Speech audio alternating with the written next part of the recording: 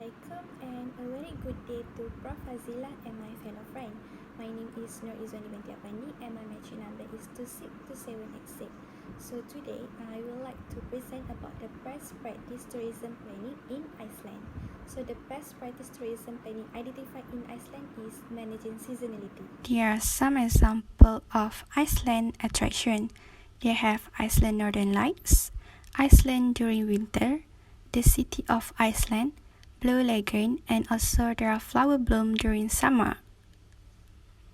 Okay, so first of all, I would like to explain the background of Iceland. Iceland is a Nordic island nation in the North Atlantic Ocean and the least populated country in Europe. The capital and largest city is Reykjavik. Tourism in Iceland grown considerably in economic significance in the past 15 years. As of 2016, the tourism industry is estimated to contribute 10% to the Icelandic GDP.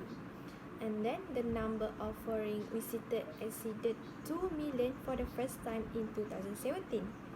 Because of that, tourism is responsible for a share of nearly 13% of the country's export revenue.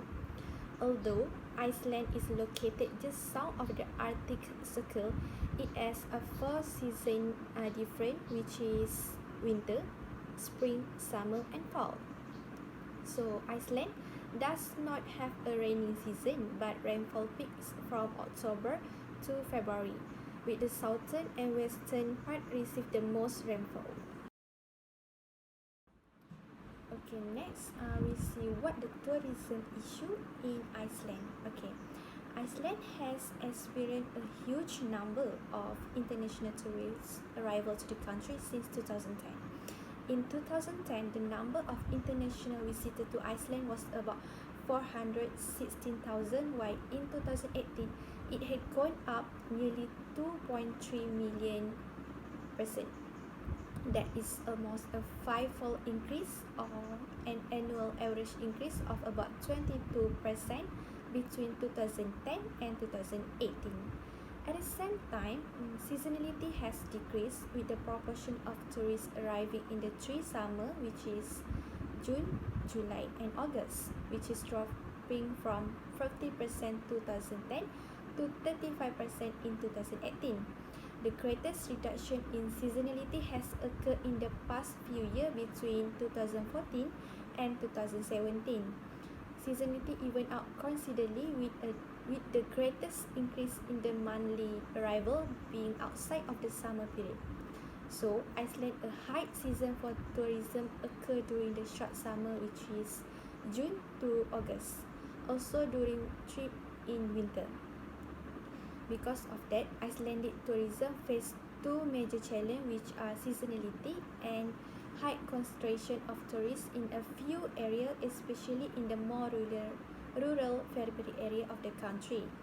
Due to that, seasonality in visitor arrival is one of the greatest challenges faced by tourist destination in Iceland. Okay, next we see about what is seasonality. Okay, seasonality in tourism usually involves a huge number of visitors at a destination for a specific period of a year with a fewer visitors at other times. Tourism seasonality can therefore be defined as a regularly occurring fluctuation in the supply and demand of tourism, which may be identified in terms of such factors as regular change in tourist number of their consumption, expedition, transport flow, tourist sector employment, accommodation availability, and resources use. Seasonality is a major issue for sustainable tourism as it affects the optimal use of investment and infrastructure, which is put pressure on resources and can create the negative experience of crowding at destination. This imbalance has historically affected the optimal use of tourism infrastructure and resources, and therefore its potential economic and employment contribution. So natural and institutional elements strongly influence seasonality, which is seasonality can categorize with three categories, which is weather, calendar effect, and timing decision. Natural elements such as seasonal change in the climate and daylight have a great influence of tourism. And then institutional element, which is official public holiday and religious or cultural holiday, also influence the seasonality. So, to overcome the seasonality, the government takes some measure to manage the seasonality in Iceland.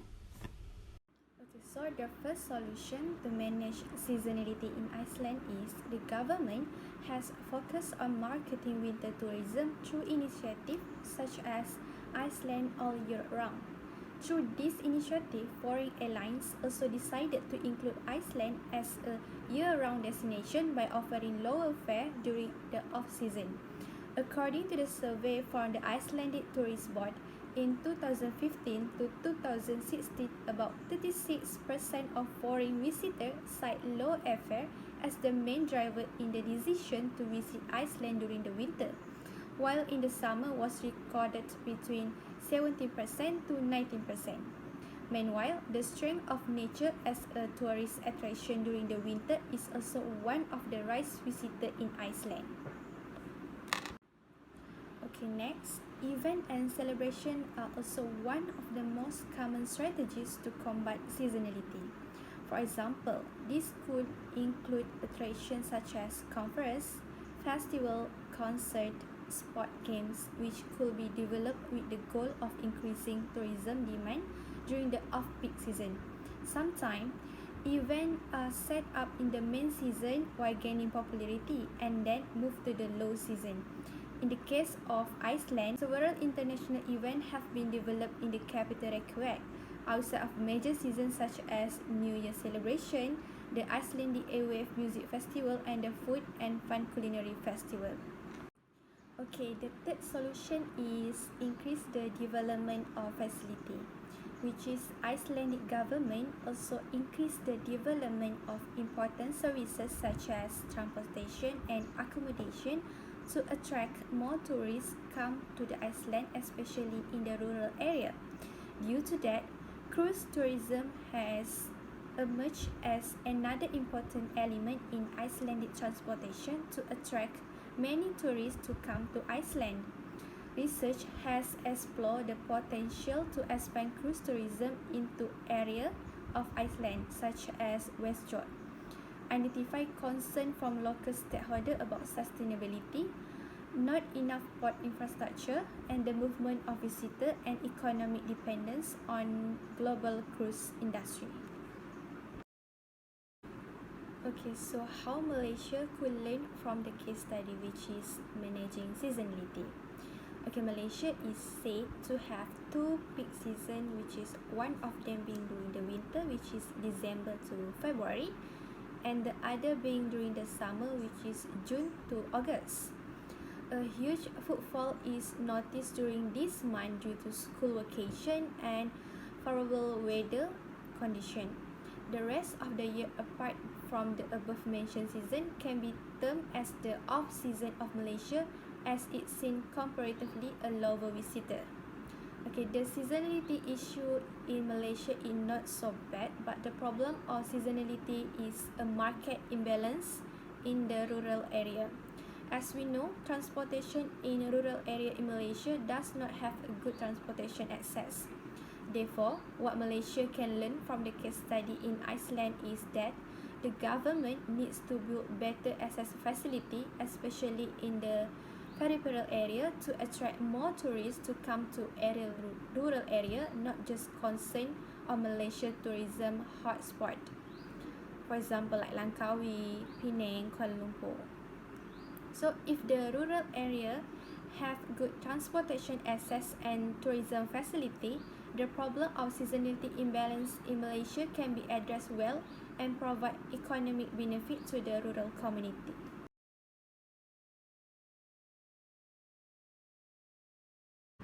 Okay, the last is conclusion. Reducing seasonality can be difficult and long process, which sometimes success and sometimes fail. Seasonality is concerned with patterns that are stable and well established rather than occasional irregularity.